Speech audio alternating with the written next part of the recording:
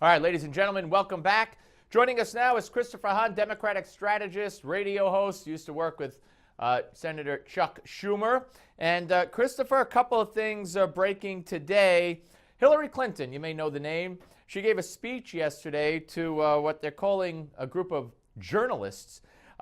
She spoke for 20 minutes in Washington, D.C., and when it was over, one of the people in attendance said, you're going to take any questions. She took no questions, yet she found it acceptable to say, before I go any further, if you look under your chairs, you'll find a simple non-disclosure agreement. My attorneys drew it up. She also said her relationship with the press has been at times, shall we say, complicated. She says we need more than ever smart, fair-minded journalists. And she said that she's all about new beginnings, a new grandchild, a new hairstyle, a new email account, a new relationship with the press. No more secrecy, no more zone of privacy. After all, what good did it do for me? Boy, if there was anybody more unbelievable than Hillary Clinton on the face of the earth, I don't know who it is. Well, I think she's very believable. I think she's going to be a great president. I think we're going to spend the next 5 years talking about her, and I think it's fantastic. I know you're a sycophant.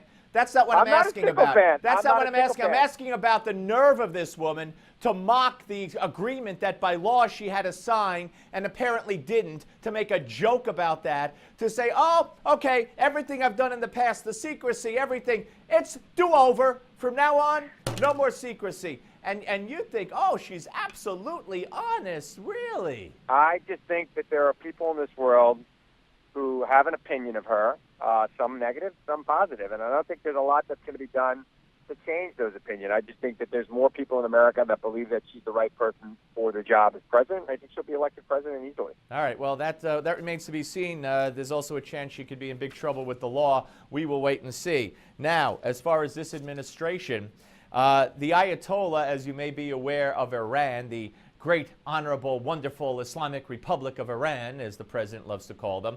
Right. The Ayatollah shouted "Death to America" at a rally and led the crowd in a chant of "Death to America." And Josh Earnest told CNN that was only intended for a domestic political audience. So it's no big deal. I scratch my head and say, wait a minute. Benjamin Netanyahu said they're busing in Arabs, which is hardly death to America, and that was intended for a domestic political audience, and now we're going to break their you-know-whats because of it. Explain this to me. I was on with you, I think, 2 weeks ago. I was upset with some of the things Netanyahu said, and he hadn't even said the Arab things yet. And I'm upset with this. Look, you can't be stoking the hatred against the United States and not have that count when we're negotiating with you. And I take that very seriously. I think most people in America do. Well, then what kind of man, as Commander-in-Chief and President of the United States, would do something like what he's doing? Well, you called me a sycophant a few minutes ago, and I am a big supporter of the president, but we part ways here. If he believes that wasn't an egregious act by the Ayatollah, then we differ. You wipe it off very easy. So compared to Netanyahu, who did worse, the Ayatollah or Netanyahu? I think that they were both egregious. They were both egregious.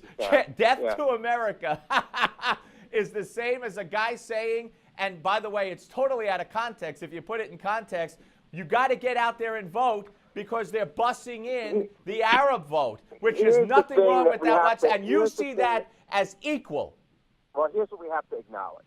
That both the Ayatollah and Netanyahu are politicians. No. You know what, Chris? You really go overboard. To mention the Ayatollah in the same breath as Benjamin Netanyahu shows what a sycophant you are, and shows the sickness of this administration, of Hillary Clinton, who has not said anything about this Obama nonsense with Iran. You are so falling off the left. Let me jump in here. Run on this. Run on Benjamin Netanyahu is the Ayatollah. Do you Please run disagree on with that. me that they are not both politicians? I mean, No. I think the Ayatollah is a dangerous, sick man who wants to end the world because he believes the imam will come back and they'll all go to heaven. I don't know about that, but whatever. I mean, I think that they're politicians and that they make statements. One kills gays, the other that doesn't. way. That's just one difference. All right, Christopher Hahn, thank you. We're coming back.